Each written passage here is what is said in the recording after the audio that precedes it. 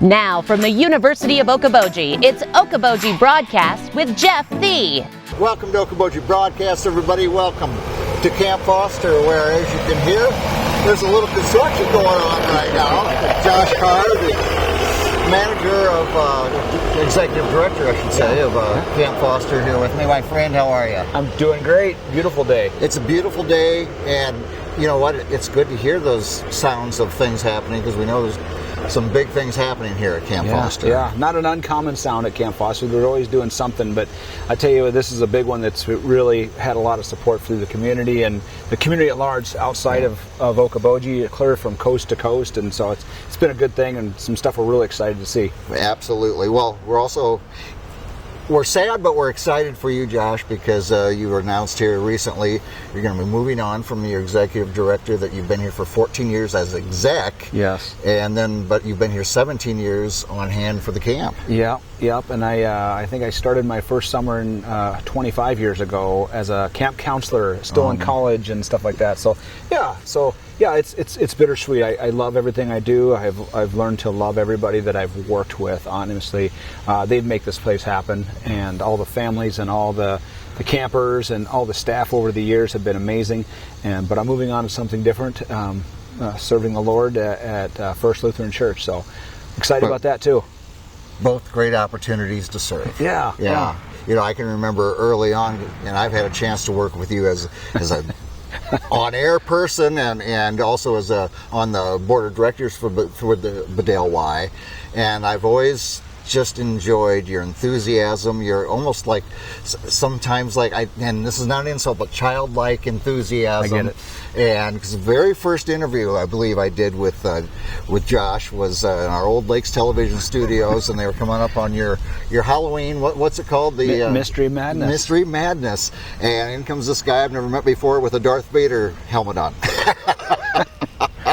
Well, what's the saying? How's it go? If you love what you do, you never work a day in your life. Yeah, that's exactly right. That's right. And you know, the mission, a lot of things change. I'm sure needs for campers maybe have changed over the since you were a counselor and then coming here as exec and everything. But you know, the mission of the Y, the mission of the camp. I mean, the camp, 100 and how many years now? 10. 110 years. Yeah.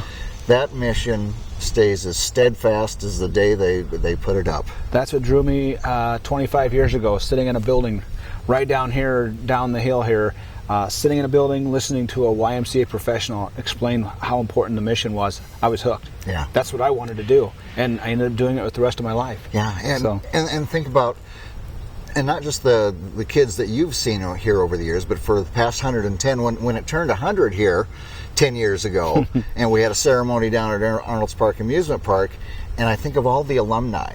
Yeah. And campers and counselors that came and you sang some of the camp songs, and everybody still knew them, and there was something about that bond that was very special to everybody. Yeah. Super stuff. Yeah. I was trying to talk to some folks as we're transitioning this thing. We're trying to say, hey, what are some things we want to hang on to? What are some things we want to look to maybe update as we go forward from camping? And one of the things that has to do with it is the unity of campers and the unity of kids coming from all over the country together. Our world needs that more now than ever. Yeah. In every way. Everything seems to be polarizing, and I don't want to jump into politics or anything like that, but you can find somebody to argue about anything. You know, right. We were talking about sports right before we started here, and that can divide us apart in any way. But we're at camp and at the campfire, at the council ring where everybody's getting together every single night by Lake Okoboji. Everybody's singing the same songs. Everybody's listening to the same person. Yeah. It's the one time that everybody is quiet and unified at the same time. Yeah.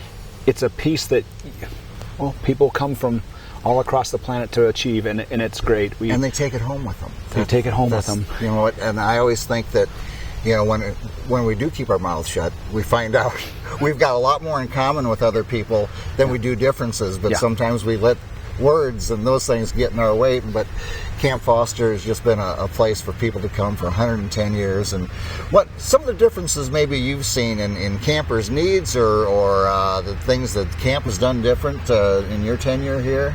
I think obviously we're more alerted to health needs, health concerns.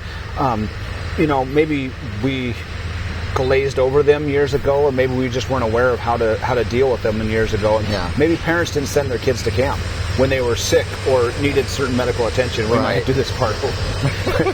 But I think the health needs are one of the biggest changes that I've recognized throughout the years, and we've tried our best, and we're continuing to try our best to increase that so that we can meet those needs. Well, and speaking of health needs, of all the years you were here, was 2020 the toughest? Just the fact that you couldn't fulfill the mission. You were all set to go and couldn't bring the kids in to fulfill that mission. And we tried. Yeah. We looked through every single avenue. We brought in experts here locally. We also went online and found people nationally that were looking for ways to make it work, because there was a craving, there was a need. And when you start looking at some of the pieces and you say, we probably shouldn't have crossed that bridge, and we did. We decided not to have overnight camp that summer, and I stand by that decision, and it was a good, healthy choice, and it was what our country needed, what we needed.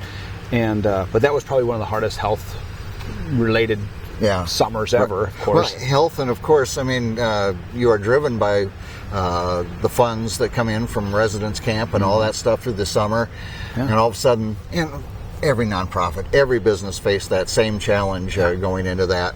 But that had to have been a little scary going in. 21, you didn't know. You had no idea. Are we going to be able to get people back here or not? Yeah.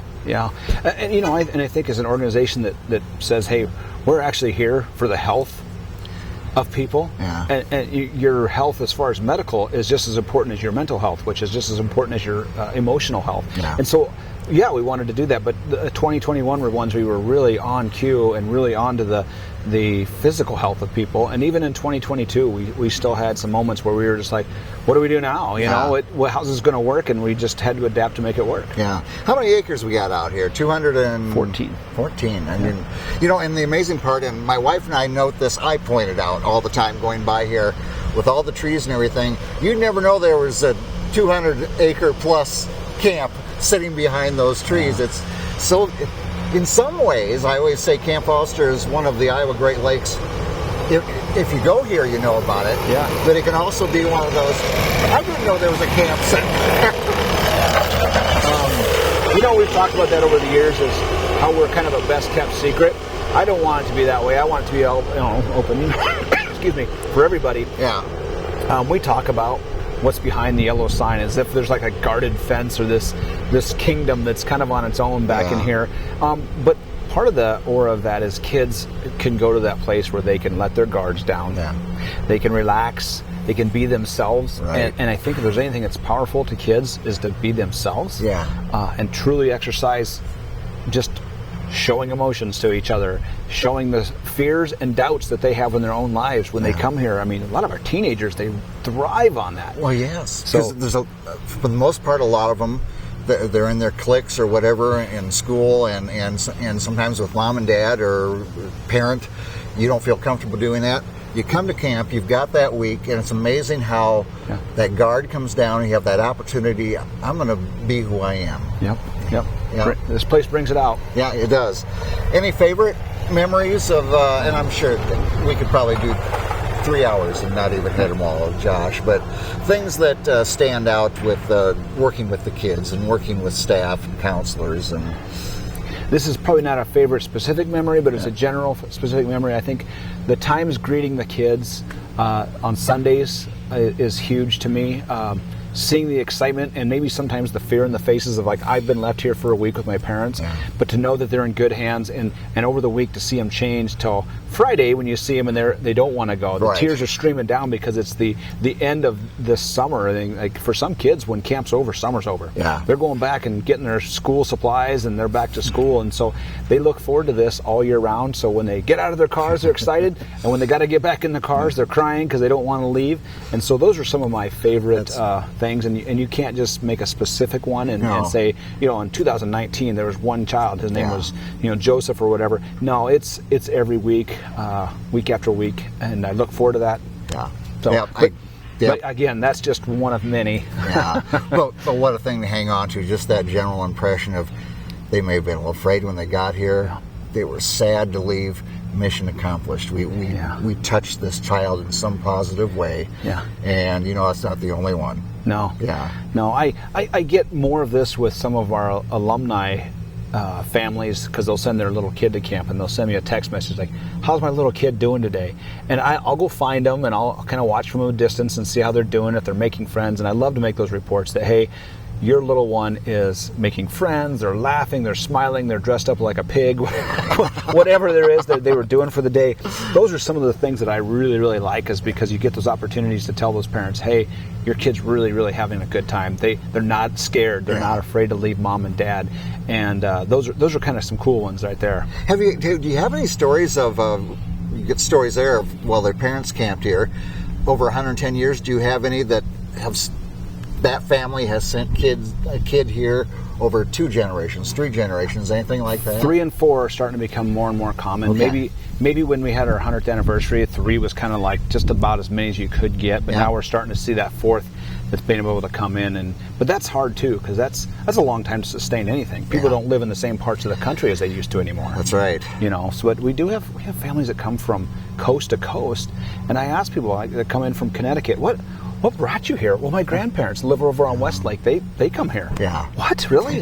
What year was that? Oh, well, and then you talk to their parents, and their parents' parents went here. Yeah. Yeah, my parents brought me here when I was a kid. So that's really kind of cool. Wonderful story, wonderful legacy, and of course, not only residence camp, you got day camp during the kids, you got activities over the off season, and just so many opportunities here at Camp Foster. I want to thank you for all your service, Josh. You've just been a joy to interview and work with as a board member of the Y, and certainly wish you well. Well, I appreciate that, and I don't plan to change serving people. That's in my blood. It's what I want to do with my life, and I think it's what I'm called upon to do, and I want to keep serving people in this way or another way. Yeah, well, thank goodness you have that drive in you, my friend. It's served you, and it's served a lot of people well as well. So thank you. Thank you very much. All right, Josh Carr again here, the Executive Director, Camp Foster for the YMCA of the Okobojis. We want to thank him for joining us for his service here at the camp. We thank you for watching us right here on Okoboji Broadcast.